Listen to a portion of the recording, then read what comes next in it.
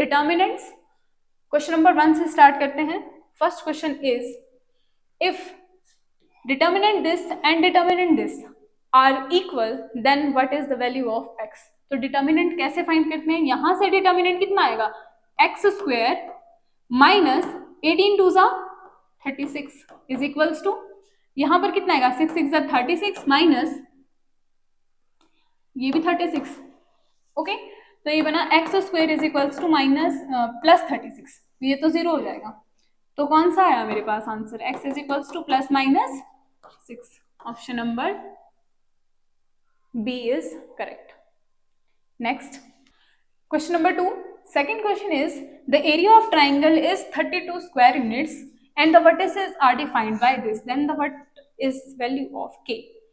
अब देखो कैसे हम एरिया फाइंड करते हैं। एरिया का फॉर्मूला होता है x1 y1 x2 y2 x3 y3 1 1 1 half of this. ठीक है, ये एरिया होता है ट्राइंगल का। तो हमें वर्टिसेस यहाँ पर गिवन है, हम ये यूज कर लेते हैं फॉर्मूला।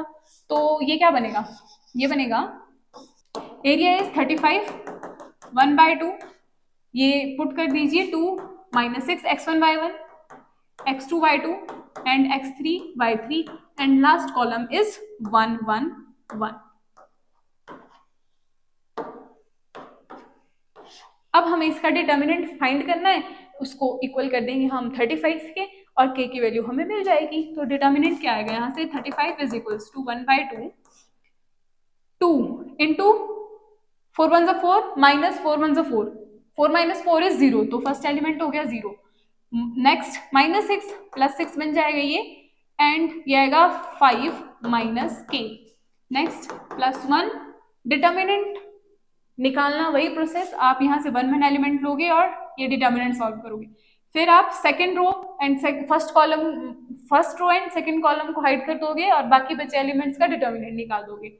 नेक्स्ट थर्ड के लिए आप third column and first row को हाइड कर देंगे और जो बचा डिटर्मिनेंट है उसे सॉल्व कर लेंगे। तो ये आ जाएगा 20 माइनस 4k। सॉल्व कर लेते हैं इसे, और ये डिटर्मिनेंट हमेशा कैसा होगा, ये मॉड में है, ये वैल्यू मॉड मॉड्यूलस। तो ये आया 1/2 modulus of this is 30 minus 6k plus 20 minus 4k which is equals to, मैं ये ऊपर वाला पोर्शन मिटा रही हूं,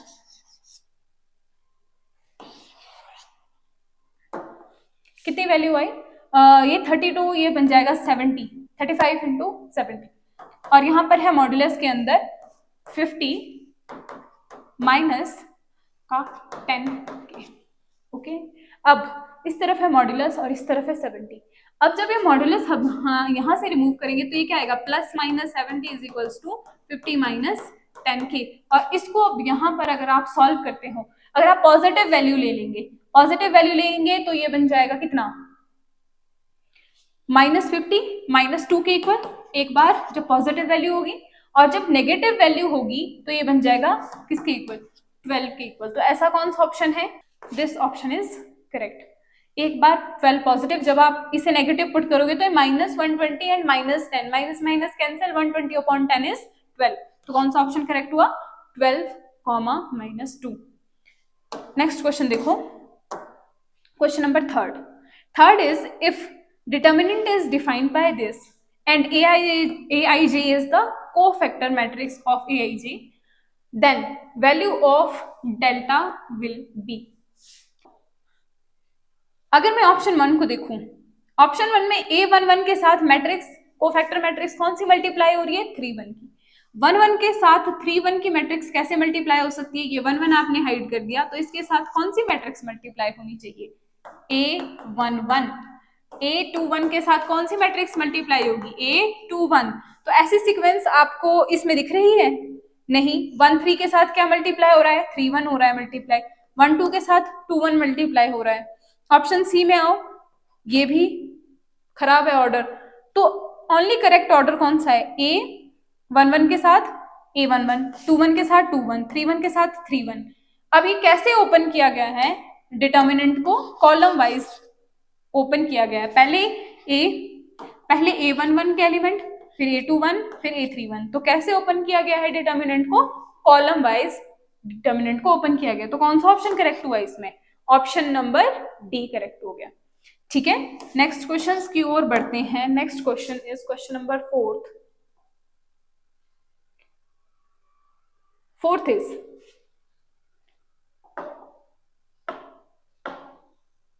let A be a non-singular square matrix of order 3 cross 3, then adjoint of A is equal to what?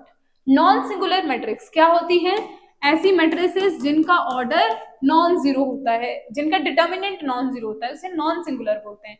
तो ये एक फॉर्मूला है कि अगर A का ऑर्डर n है, if A is n cross n order, तो एडजॉइंट जो होता है उसका डिटर्मिनेंट कैसे मिलता है? n, ये ऐसे, ये फॉर्मूला है। तो यहाँ पर 3 है n की वैल्यू, तो यानी कि एडजॉइंट ऑफ ए क्या आ जाएगा? डिटर्मिनेंट ऑफ ए की पावर 3 - 1, यानी कि डिटर्मिनेंट ऑफ ए का स्क्वायर।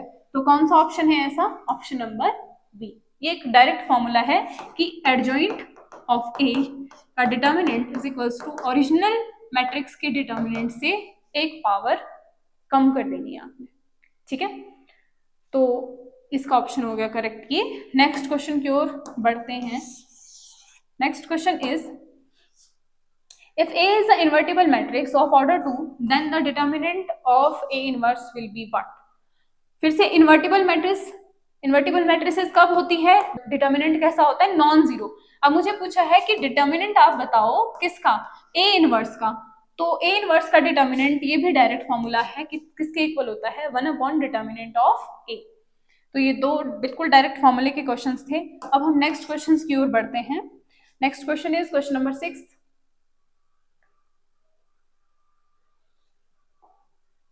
क्वेश्चन नंबर 6 में हमें क्या बताना है?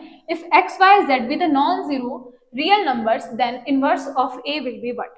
तो इनवर्स किसी भी मैट्रिक्स का हम कैसे निकालते हैं? 1 determinant of A into adjoint matrix of A, ऐसे फाइंड करते हैं। तो पहले हम ए का डिटर्मिनेंट फाइंड करते हैं। ए का डिटर्मिनेंट अगर मैं इस रो के कॉरेस्पॉन्ड या फिर कॉलम के कॉरेस्पॉन्ड इसे एक्सपेंड कर दूं तो मुझे एक ही एलिमेंट मिलेगा, बाकी तो कॉलम भी जीरो है, रो भी जीरो है। तो ये क्या आया? एक्स वाई जेड, ये इसका डिटर्मिनेंट आया। अब मुझे बताना है इसका एडजॉइंट। तो एडजॉइंट के लिए पहले मैं क्या निकालूंगी? Cofactor matrix. कोफैक्टर मैट्रिक्स निकालोगे तो देखो कैसी है ये? डायगोनल मैट्रिक्स है। तो डायगोनल मैट्रिक्स के लिए मुझे कोफैक्टर भी कैसे मिलेगा? डायगोनल ही मिलेगा। तो अगर मैं इस एलिमेंट्स के कॉरेस्पॉन्ड यहाँ पर कोफैक्टर निकालू तो क्या मिलेगा? ये वाई जेड, ये हाइड ओनली वाई जेड। फिर डायगोनल मैट्रिक्स है तो ये दोनों एलिमेंट्स कैसे आएंगे? जीरो। डायगोनल एलिमेंट का कोफैक्टर भी आपको डायगोनल ही मिलेगा। ठीक है, तो ये नेक्स्ट, ये एलिमेंट जीरो होगा। अब y के लिए, y कौन सी एंट्री है? y is 2 element. तो क्या करेंगे हम? Second row and second column को हाइड कर देंगे और मेरे पास क्या बचेगा? x z, ये भी पॉजिटिव आएगी। Next element is zero. Next दो एलिमेंट्स जीरो होंगे और z के कॉरेस्पॉन्ड, z कौन सा एलिमेंट है? 3 के लिए हम क्या करेंगे? थर्ड रो थर्ड कॉलम को हाइड कर देंगे और मेरे पास क्या बचेगा? x y। ठीक है, अब कोफैक्टर्स के बाद मुझे निकालना है एडजॉइंट। तो एडजॉइंट में क्या करेंगे? इस मैट्रिक्स को ट्रांसपोज कर देंगे। डायगोनल मैट्रिक्स है तो डायगोनल मैट्रिक्स का ट्रांसपोज एज इट इज रहता है, ये चेंज नहीं होगा, यानी कि this is equals to adjoint, यही एडजॉइंट के इक्वल आएगा। अब मुझे अगर इनवर्स फाइंड करना है तो इसका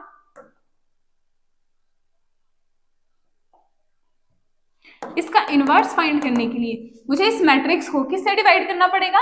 इससे 1 determinant of A into adjoint of A. तो देखो अगर मैं इस मैट्रिक्स को एक्स वाई जेड से डिवाइड करती हूँ तो मुझे क्या मिलेगा? फर्स्ट एलिमेंट को डिवाइड किया तो मुझे मिला 1/x 0 0, और यहाँ पर डिवाइड किया मिला तो मुझे यहाँ डिवाइड किया तो ये मिला। नेक्स्ट अगर आप लास्ट वाले को डिवाइड करोगे 0 0 और यहाँ पर 1/z मिलेगा, ऐसा। तो मैट्रिक्स कौन सी बनी? ये मैट्रिक्स बनी x inverse 0 0 0 y inverse 0 0 0 z inverse. तो कौन सा ऑप्शन करेक्ट हुआ? Option number A. Option number A is correct. Next, question number 7.